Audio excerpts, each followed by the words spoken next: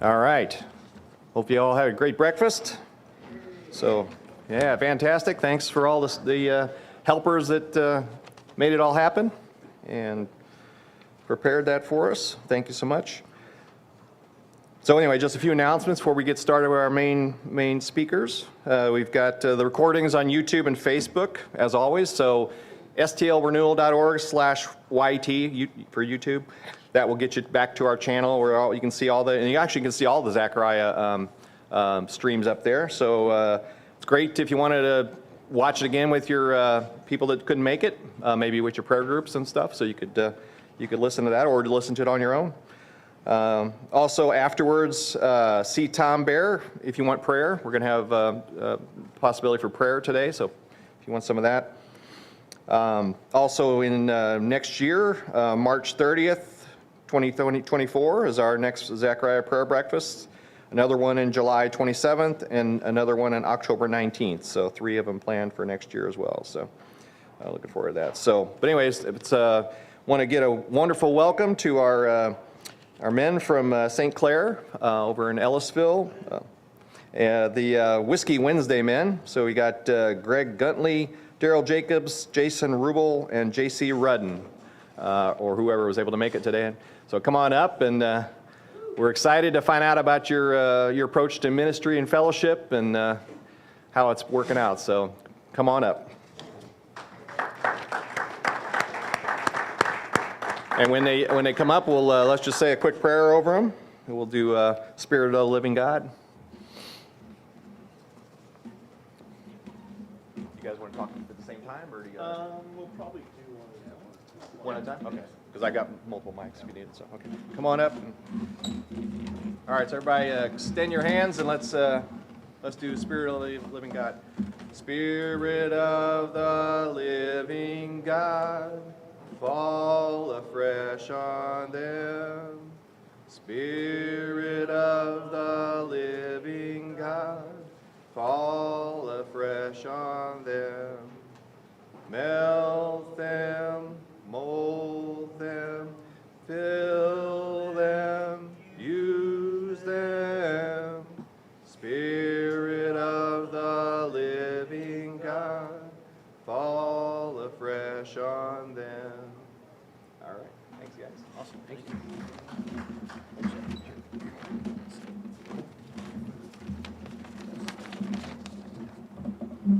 Good morning, guys. Thank you very much for having us today. We're excited to be here. My name is Daryl Jacobs. So I'm a member of the Whiskey Wednesday group, also a parishioner at St. Clair of Assisi out in Ellisville. Married to my high school sweetheart, Nikki. We have 3 kids. Delaney's in 7th grade, Callie's in 6th grade, and Dalton's in 3rd grade at St. Clair. My wife is actually the school nurse at St. Clair. And then I actually own an engineering company out in Chesterfield that we design buildings all over the U.S. So excited to be here. As we were preparing for the talk today, I actually was struck. So I'm listening to the podcast right now, the Catechism in a Year podcast with Father Mike Schmitz. Some of you familiar with it? Okay, a couple. Good deal. So I'm on day 285. So if you have a calendar, that tells you how far behind I am. But today I was listening to the podcast, 285, and episode 285 talks about the 4th commandment, honor your father and mother. Towards the end of the podcast, though, Father Mike kind of goes off onto a tangent, and he's talking about how, specifically in the United States, Catholicism is declining, right? In other parts of the world, maybe Catholicism is increasing, but specifically here, we're seeing less and less Catholics. And he talks about really the domestic church and how he thinks that the key to spreading the gospel is really the sources at the domestic church, at the family, and what we do in our family, what we do with our friends and those relationships that are so close to us. He literally said in the podcast this morning, retreats are great, podcasts are great, but spreading the gospel doesn't happen on a stage coming from a microphone. And I couldn't help but have that resonate with me today as we're here on a stage with the microphone. So my prayer really today is that hopefully that while we're able to share a little bit about Whiskey Wednesday and what we're doing, that something from the microphone today maybe inspires you to take something home to your family or to take something to your friends and truly spread the gospel the way that I agree with what Father Mike said this morning, is really truly how we're going to increase the spread of the gospel throughout the United States. So on the same topic of spreading the gospel, I couldn't help but appreciate the, I'll call it irony, or perhaps it's not irony, perhaps it's divine intervention here. But if anybody has read the gospel today, the gospel actually comes from Luke chapter 6. And the gospel is that Jesus goes up to the mountain, he prays all night to God. In the morning, he comes down, he calls his disciples, and he appoints his 12 apostles. We're here to talk to you guys today about how in Ellisville, Missouri, our pastor, Father Chris Martin, was challenged by his director to call 12 men to come and spread the gospel. So profound impact there as we jump in and we kind of share the story of Whiskey Wednesday. So how did Whiskey Wednesday start? Well, literally it was in late 2019. Father Chris Martin was a newly appointed pastor at St. Clair of Assisi out in Ellisville. Father Chris met with his spiritual director, and his spiritual director asked him, "How are things going?" And Father Martin said, Things are going great. Things are going well. Keeping up with the masses. I'm marrying people. I'm burying people. I'm doing all the things that a parish priest is supposed to do." And his spiritual director said, "Okay, so if I showed up at Mass on Sunday and I stood up in front of your congregation and I said, 'Stand if you feel like your pastor is truly shepherding you on a personal level to be closer to Jesus,' how many people would stand up?" Father Chris told me that he thought about that and reflected upon that, and where he felt like he was checking all the boxes and keeping up with everything, he couldn't come up with the list of names to give an answer of who would actually stand up. So he prayed upon that and reflected, and essentially took that challenge and carried it forward by personally inviting 12 men from the parish to come to his house one evening to grow in faith and to have fellowship, grow in faith, and obviously, as you can guess, have some whiskey. So literally the calendar invite was sent out. This date was set in November of 2019. The calendar invite literally said Whiskey Wednesday. 12 men showed up, and that's how it was formed. This group, the evening really started, I'll call it informal.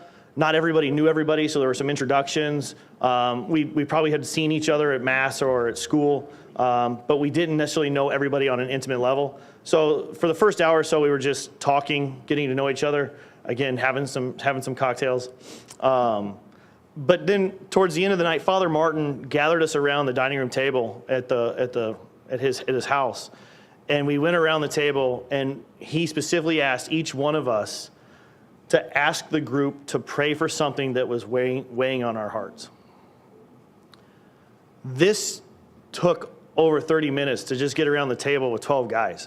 There was literally laughter, there was tears, but the vulnerability of the men in the group that were just open and just said, "I need prayers for my marriage. I need prayers for my kids. I need prayers for work. I need prayers for me." A whole variety of items that came up that night. That literally was what solidified the group to say, this is something that was so needed in all of our lives that we didn't even know we needed. So we knew we had to do it again. So essentially we said, okay, Whiskey Wednesday, you're born. We're going to start doing this on a regular basis. However, kind of a quick side story here from me personally. So for whatever reason, that Wednesday morning came, and I knew we were supposed to be going to Father Martin's that evening. And I woke up early. I couldn't sleep, so it was probably like 4 a.m. I woke up. I went to, I couldn't sleep, so I just went into the office, started working. And about 6 o'clock, I looked over in the corner, and there was a gift bag that was meant for Father Brian Hector, who used to be the associate pastor at St. Clair, but had since, Father Hector had moved on to St. Mark's. So I saw that, bag sitting in the corner, and I thought, you know what? I'm going to go to 6:30 Mass. I'm going to go down to St. Mark's in South County, and I'm going to give Father Hector his gift. So I drive from West County to South County. I go to St. Mark's, 6:30 Mass. I don't recognize the priest that's doing Mass. Okay, well, he'll be around after Mass. So I sit through Mass at 6:30, 7 o'clock comes, Mass ends. Can't find Brian Hector anywhere. So I ask the priest, and he goes, oh yeah, he's on vacation. He's not even here. So late evening, after we did our Whiskey Wednesday with Father Martin, late in that evening, I share the story, and I'm joking with people about how stupid I was, and probably should have called in advance, but whatever. It was still a fun experience going to 6:30 Mass down at St. Mark's. This might have been actually the wee early mornings of Thursday morning at this time, guys. And so a couple of the guys were like, I've always wanted to do 6:30 Mass, and the Passionist nuns behind St. Clair's Parish have a 6:30 Mass. So a challenge was stated, and about half of the guys showed up the next morning to 6:30 Mass Thursday morning. And that tradition is something that we continue with the Whiskey Wednesday group, where every Wednesday we go to 6:30 Mass. There's a handful of guys, some people can make it every week, some people do make it every week. But one of those things that was born out of Whiskey Wednesday was going to Mass together at 6:30 in the morning at the Passionist Nuns every Wednesday morning. So over the years, like I said, November 2019 is when we started. We've gone to Mass pretty much every Wednesday. There's been at least one representative of Whiskey Wednesday since that date. But you can imagine, as I'm sure some of you guys in your small groups, we try to find new topics and new things to do. So over the years, some of the things that we've done as a group with Whiskey Wednesday, we continued to meet at the rectory at first. And we actually were in our March 2020 meeting when the NBA announced that they were going to cancel the entire season. And that was essentially the kickoff of COVID. So throughout 2020, we ended up just meeting virtually for the most part. We would sometimes get together. We did a couple outdoor activities. We would meet around fire pits. We'd talk. But 2020 was a tough year for gathering and getting together. We did, in fact, though, actually get a small group of us together to do a virtual consecration. We did the consecration of St. Joseph. That was, again, virtual. I'll come back to that in a little bit. But we would find reasons or find things to do to get together and just continue to have that open forum to help each other, essentially with the philosophy of iron sharpens iron, help us to grow deeper in our faith. So in 2021, we were able to kind of get back on track with meeting on a regular basis. We attended the Seek conference virtually. We did a purpose-driven life book study. We would find different readings or different videos, and usually what our group would do would get together once a month, would watch a video, and then we would share and we'd have discussions afterwards. And yes, of course, there was always whiskey involved, hence the name Whiskey Wednesday. In 2022, we actually did, in 2022, we did, 2023, sorry, we did Seek here in St. Louis. How many of you guys attended Seek? I'm telling you, in January of this year, we attended Seek conference, which is downtown St. Louis. It was phenomenal. Registration is open in 2024 in January. Seek is coming back to St. Louis. So this is a national conference. It's honestly, I'll call it the core group is really focused on teens, college students. However, they have adoration that's open to the public. They have speaker series that are open to the public. So highly encourage you all to check out Seek 2024. Like I said, registration is going on now. The Archdiocese website has more information on it. So I gave kind of a quick little introduction or brief background of Whiskey Wednesday and how we started and what we've been doing. But we thought that it'd be more impactful maybe to hear just some stories from us about what Whiskey Wednesday has meant to us, what's happened in our life that's maybe been even more impactful as a result of or coming out of Whiskey Wednesday. So with that, I'm going to turn it over to JC Rudden, and I'll let JC share a story of his.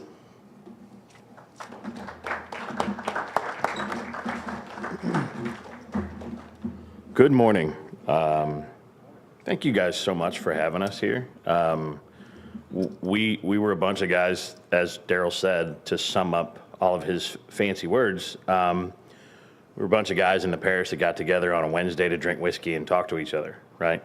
And now I'm standing in front of a great group of men and have the opportunity to be an apostle of Christ, right? So we know that we're all disciples. We wouldn't be here if we weren't disciples, right? But to be an apostle is an opportunity to teach, right? To share, to spread the message, and that's the difference between being a disciple and apostle.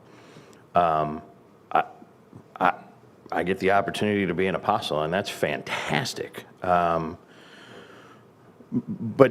I can look out and I can look at people's faces and who cares, right? Who cares? Who cares that you guys were drinking whiskey and, talking about your feelings? Like, that sounds terrible. Like, who wants to do that on a Wednesday night, right? We talk about God's intervention, right? Daryl brought up the gospel today.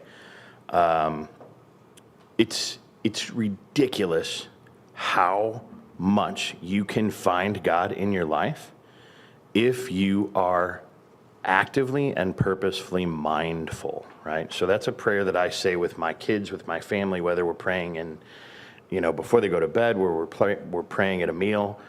God, help me to be mindful of your gifts, right? Which seems easy, right? We can go, yeah, it's beautiful, right? I see gifts everywhere. Story, my wife and my youngest daughter were driving down the road, and there was a field of dandelions, right? And my wife says to my daughter, my wife in her head thinks, geez, look at all the weeds. Like, that's just awful. And from the back seat, my daughter says, Mom, look at all the wishes, right? Look at all the wishes. Being mindful and being actively mindful is really the biggest thing that has resonated for me. We talk about God working in our lives, and Daryl kind of runs the show for the most part. Daryl and Greg, I'm kind of a supporting actor, I think. And they're like, okay, here's what we need to talk about. This we should share this story, and I just said, I'm just going to let the Holy Spirit tell me what I need to say, and kind of wing it. And they're like, okay, here we go, right? We need you to not talk for your Irish 10 minutes, right? We need you to keep it down. And so I'm thinking about it, right? And I'm talking to some gentlemen today, and being mindful is really it's an incredible blessing for me.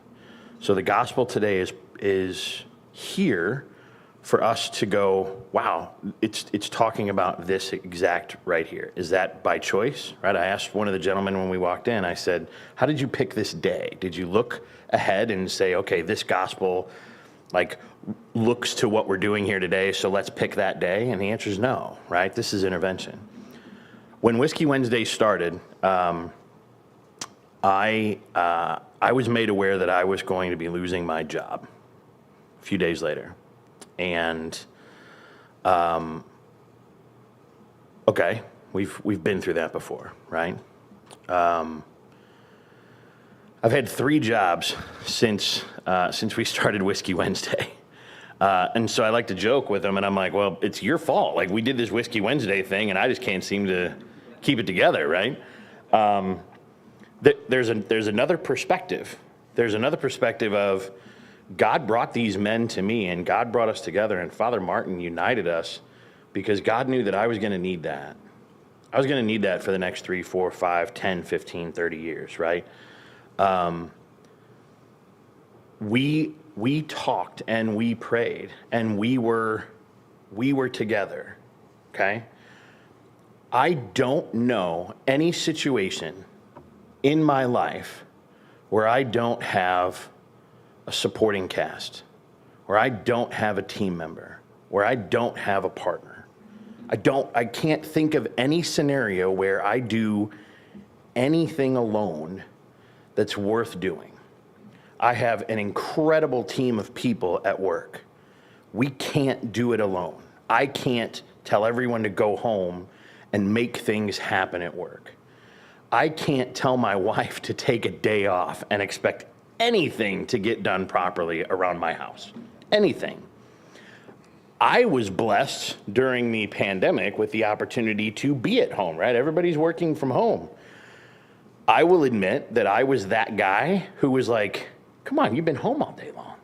Like, why isn't the laundry done? How come there's dishes in it? You know, like how many bonbons did we have today, right? Like what's going on, right? I will tell you that the pandemic really shed light on the incredibly difficult job that I do not want of being a stay-at-home parent, because it is nonstop, it is all the time, right? I wasn't mindful of where she was. I wasn't mindful of the team that we needed to be. And even in this moment, when we talk about how do we bring our faith forward, how do we show up every day, it takes a team of people. I need to know whether I call Daryl or I call Greg and bounce things off of them. I know without a doubt at any point in time, if I needed them, I make a phone call and they're there. I go to their house and they're there. It's usually Whiskey also there. But I can't do this alone.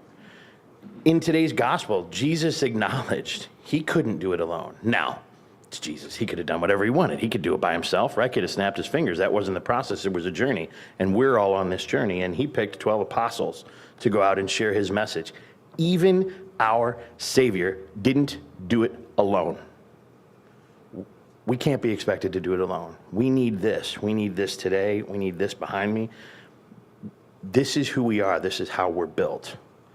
Lean into it. Be okay with it. Last thing I'll share, and I don't know how many of you read the article that they did on us in the St. Louis Review, but there was a period in my life.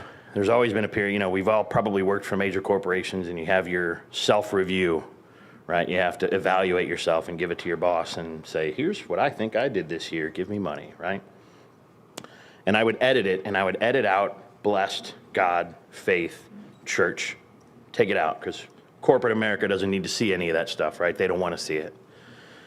And there was one year when I was editing my review, and I felt an incredible pain in my heart, because I recognized in that moment that I was intentionally removing God from those evaluations. I was intentionally taking God out of that. And I said, I'm not going to do that anymore. So I left it in. The other thing that I usually do is I share my evaluation with some of my peers so that they can hold me accountable. So I shared it with a friend, shared it with a peer. He said, I think it's great. You know, you didn't lie about anything, right? You did all these things that you said you did, right? He goes, but are you sure that you want to leave blessed and faith and church in here? Because are you sure that's appropriate? And I said, I can't not leave it in there. I have to, because everything that I owe to God is here. Like, this is one of the biggest blessings that I have. I have a job that I'm able to support my family. So I'm leaving it in there. Fast forward, he leaves it in his now. And he has a few people that leave it in theirs. And we show up, and the other piece that I did was I finally, after years and years and years, I hung a cross in my office. And there's a reminder where I sit looking forward. I see Jesus. I see the crucifix in my office. And that to me is always being mindful, always being thankful, and trying to be the example. So I'm very grateful for all of you who are now on my team, right? We're all in this together. I'm incredibly grateful for these gentlemen. I'm sure that I'll catch hell later on, because I'm sure I took over way more than my Irish 10 minutes, right? But thank you guys so much. I want to bring up Greg Guntley, fantastic guy. Just incredibly grateful for everything that he's done for us and for our kids and for our families. So welcome, Greg.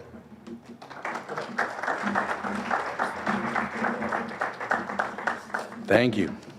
So I don't talk as long as JC typically, so that's a good thing. My wife and I have been married for 17 years. We have 3 daughters. One is a freshman at Coriezu, and then a 7th grader and a 4th grader at St. Clair of Assisi. I've been there since 2011. My wife has worked there. She's worked at the seminary. Now she works for Daryl. So it's we're a very close-knit group of people. And it really started with, the closeness really started with this Whiskey Wednesday and the ability for us to be, disciples together. So, when I was thinking about, what I would say, why do I keep going back? What does it mean to me? And, the biggest thing that I've always struggled with is failure. I'm up here today not because I have it all together. I don't. I fail time and time again. I fail my wife when I'm selfish. I fail my kids when I don't listen to them and think that I know it all. And sometimes I'm standing in front of people talking and I feel like I'm a complete fraud at times. But being a disciple of Jesus alongside the people, the men that I've been with, it brings me back. It feeds my soul. It takes my failures and puts them aside. And that's what this group has meant to me. And that's what I've been able to then share with others going forward. One of the talks we watched very early on, I think, I'm not sure if it was Chris Stefanik. If you've ever looked up any of his stuff, he's very good. He's actually going to be at Seek this year. But, we don't want to starve the sin to get rid of it. We want to feed the opposite of the sin. So just, running down the list of the big 7, right? So, in praise and worship, we're humbling thyself. So we practice humility to battle pride. We need to use charity to battle envy. We need to be generous to battle the greed. We need to be meek to battle the anger and the wrath. We need to be diligent to battle sloth and laziness. We need to practice temperance to battle gluttony. And we need to use chastity to battle lust. So those are, again, thinking of how do I correct my failures and have my group of people that help me, hold me accountable. Just being able to sit in a group and talk about the things that we struggle with day in and day out, and then finding that, yes, you're struggling with it too. What are we going to do to fix it? What are we going to do? How am I going to help my kids not take the bad qualities that I exhibit and throw them away? We want to throw those away. We want to bring the good qualities. So, as JC points out, I couldn't possibly do it alone. 4 years ago, I didn't know where this journey would take me. It kind of gives me a window into what it could have been like walking around with Jesus, as one of the 12 disciples. It's probably grueling, long days, and you're battling all of these people that don't really get what's going on around you. As Daryl's pointing out, the domestic church, in the United States is shrinking. So we're out here trying to continue growing it, and some of the people are resisting. And that's, got to be what the apostles were feeling. I never really thought of myself as a disciple before this. I was always a good Catholic, raised Catholic, grew up in North County, went to St. Martin de Porres for my grade school. My parents sent me to Catholic grade school and high school. They set a great example for me. I'm raising my family in the faith, doing the things, checking the boxes, right? Getting involved in the church. So, I thought, okay, I'm going to get involved. I'm going to do stuff at church, and that's going to help me. So I, became part of athletics, became part of the men's club. I did a lot of stuff, right? But I didn't feel in here the faith growing until we started this group. So there was no big, eye-opening conversion moment for me. It's just been this journey that I've been on. I find myself a lot lately thinking about Peter and what his role was. If anybody watched the Chosen, series, it's very eye-opening to think of it that way, to think of Peter struggling and failing time and time again and still coming back to the Lord and trusting him. And I saw a picture at a friend's house recently that it struck me very well, and I actually bought it. And I've got it back here, I'll show you in a second.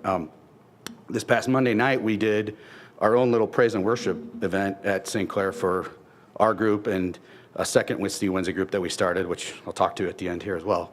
But Daryl was looking for the gospel we were going to read at the beginning of the night to then lead us into praise and worship.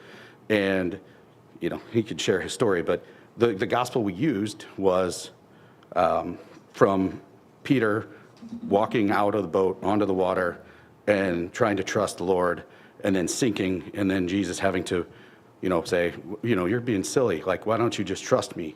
So I don't know if you can see it, but you can walk by and see it later. But this is the picture that I found in my friend's house and bought it, and it's just simple. He's reaching his hand out, saying, "Here you go, trust me. You need help. You're not going to do it alone. Let me help you." So, that's really what this group has meant to me. It's an unbelievable journey and experience. The Father Martin starting this as, he's a lifelong friend now. The priests that we've encountered along the way, being able to have support and listen to amazing people give their story.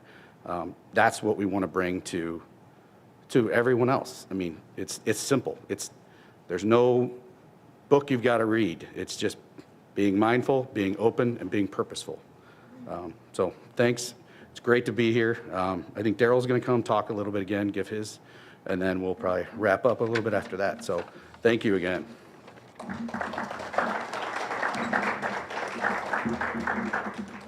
Thanks, Greg. Yeah, so I wanted to just share a quick personal story of mine that I attribute directly to Whiskey Wednesday, to the group, that I don't think would have happened, definitely would have happened at the right time if I wasn't a part of this group. So I mentioned when I was talking to you guys earlier about one of the things we did was the consecration to St. Joseph. The consecration to St. Joseph was something that we did during COVID. We were meeting virtually. It was a great topic. We'd have conversations weekly, would go through the readings, and we would share. We weren't able to get everyone from the Whiskey Wednesday group, but we had a good representation from that Whiskey Wednesday group. Well, I bring that back up because literally want to share August 5th of 2020. August 5th of 2020, I had actually taken the day off work. I was sleeping in. I was at my house. And I got a phone call from one of my friends that was in the Whiskey Wednesday group. It's like 8:30 in the morning, and he says, "Daryl, I really need to talk to you." And, okay, John, what's up, man? Like, what do you need? He goes, "I know we just kind of met and just kind of kicked things off, but I can just feel the Holy Spirit working in me, and I need to fix something that I did wrong years ago." Essentially, guys, what was going on was John shares with me that him and his wife's not Catholic, John was Catholic or is Catholic, when they got married at Lambeau Field. I said, "Well, that sounds pretty cool to me, John. Like, what was Lambeau like?" And he's like, "Nope, you're missing the point. I need to get married in the church. I have to get married in the church. I talked to Father Martin. We're trying to get this set up, but I need a witness." John had just moved to St. Clair's Parish. He was from the Green Bay area, so he didn't know anybody. So he called me to ask me if I would be his witness and my wife would be the other witness. And I was just totally blown away and humbled. You guys ever, like, if we knew what God was wanting us to do, right, it's easy to respond to that. Like, sometimes I just wish, hey, just rent out a billboard on I-44 and just be like, "Daryl, do this," right? And I would do it, right? I would do it. But there's so many questions about, like, what am I supposed to do? Guys, August 5th of 2020 was one of those times when, like, literally the Holy Spirit hit me over the head and said, "You're supposed to do this." Now, you may think I'm talking about being the witness for John's marriage. I actually shared with John that my wife and I got married on a beach, and our marriage isn't blessed in the church either. And the reason I'm home today, John, is because it's our wedding anniversary. August 5th was when my wife and I got married down in Florida on the beach. John screamed in my ear so loud, "Holy Spirit, you are welcome here." And I just remember that. And literally the rest of the day we spent, we hung up the phone, we called Father Martin. We said, "Father Martin, this is what's happening." And Father Martin is like, "Well, we're going to do this today." So what we thought was going to be planned for a month or so out, it was literally, nope, we're going to try to get this done today. Happened to be our wedding anniversary. So my wife and I, who had planned on just kind of having a day date, ended up having to track down our baptismal certificates, and we're not from the area. So, we had to call our old parishes, get all that information. Father Martin had to actually call the Archdiocese and get a special dispensation because we hadn't gone through the marriage class, but Father Martin was able to vow for us. So he was able to get that signatory and get that approved. We were able to meet up at St. Clair at 5 o'clock in the evening, and John and his wife went through the sacrament and had their marriage blessed, and then my wife and I were able to do the same on our wedding anniversary. Greg and his wife showed up with champagne in the parking lot. We hadn't even told anybody, but Father Martin does amazing things and plants some of those seeds. So Greg and his wife Sheena showed up with champagne. We went out to dinner. We celebrated.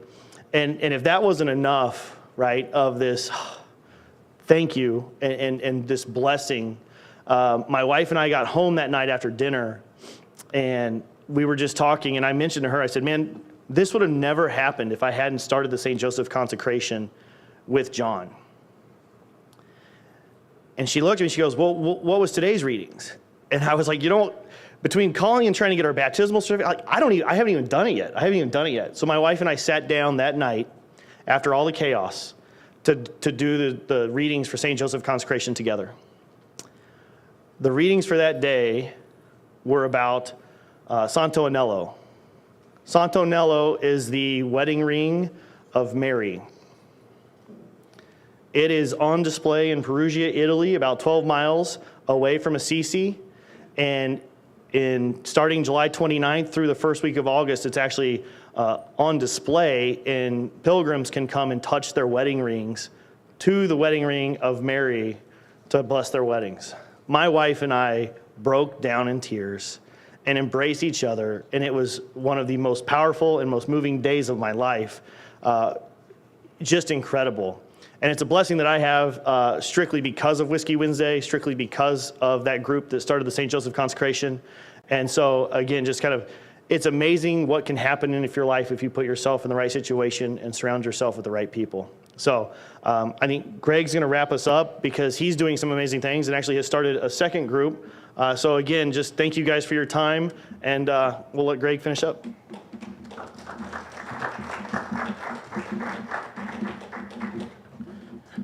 So what is next for us? So we have been chugging along month after month.